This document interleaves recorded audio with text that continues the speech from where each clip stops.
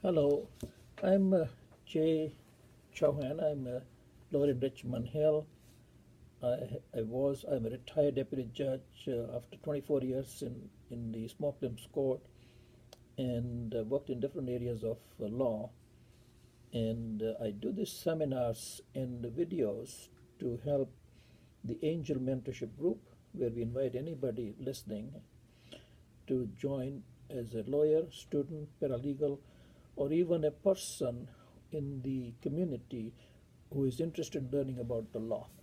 So I usually take the topics of interest that we're dealing with and trying to help even the client to understand the procedure as to what we are up to, what we're trying to do. So today's topic is emotion. And what is emotion, first of all, in the legal proceedings is what I want to explain to you. Emotion is, firstly, a trial. The way a trial is organized is that you have the exchange of pleadings, which is plaintiffs saying what they want, the defendant saying what they want, and then you go to trial to give your evidence, and the judge is making a decision based on on the on the evidence and the law. But in between, if there's a question as to some procedure that may need to be undertaken to try to deal with the issue before the trial, that kind of a legal issue is determined in what is called a motion. So let me give an example. If you go to trial, and we have one of these cases, a couple of cases right now, where there's a motion for summary judgment. The plaintiff says, I have a claim, and there is sufficient clarity of the facts and the law, so we don't need a trial. It's called summary judgment.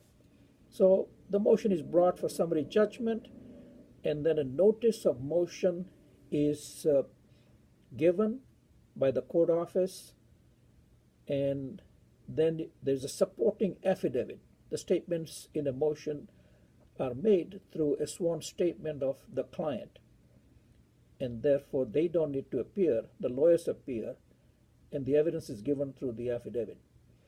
And the rules of what you can say in the affidavit are a bit more relaxed than the rigid rules of the hearsay evidence in the courtroom.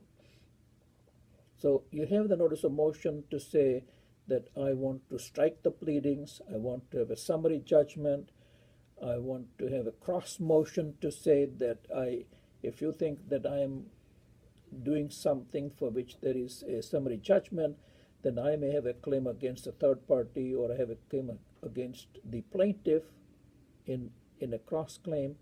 And all these issues are then determined in a hearing before called a master. In Toronto, this is called a master. And usually that role of the master, they are specially appointed judges who deal with simply those types of issues. If you're in the small claims court, then it will be dealt with by a deputy judge. Deputy judges are part-time judges. They're usually lawyers. I've been one for 24 years. And they act as judges with full capacity as judges, and they're part of the Superior Court of Justice, and they have the same right as any other judge.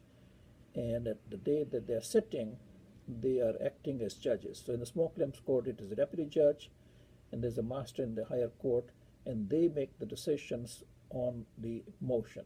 Now, what has happened in the Ontario practice is that the trials are very expensive, especially in the Superior Court, and therefore there's a tendency to bring issues to the motions, and when they're brought to the motion, then the masters tend to give high amount of costs. It is possible that you just prepare the motion, you may spend with your lawyer anything from $3,000 to $5,000 or more, and the opposing party is doing the same thing.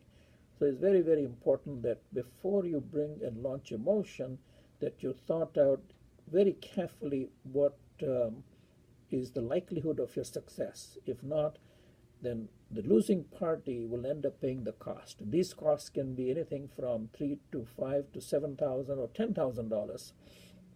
And we recently had a client where but he saw that other decisions that were made by the master. The masters were giving orders of costs up to $10,000. So my suggestion is that if you're acting as a lawyer in a superior court, then you have to be careful before you make a decision to bring it to the motion. Now, here's another question. Can you do the motion on your own?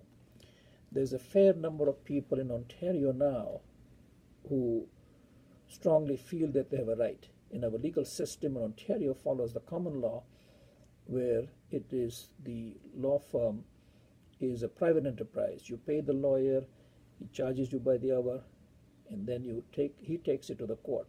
But can you, the question often arises in the mind of the citizen who is caught up in this litigation, and can he appear on his own? The answer is yes. Your legal rights are fundamental to the citizen and a person, and you can appear on your own.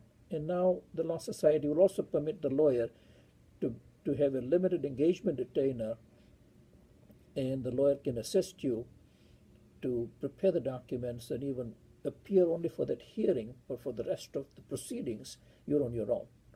So I hope that was helpful to you. And if you're a lawyer, paralegal, or even a citizen or a person interested in self-representation, or any other questions, you can join our mentorship group. And this is not legal advice, but this is general information.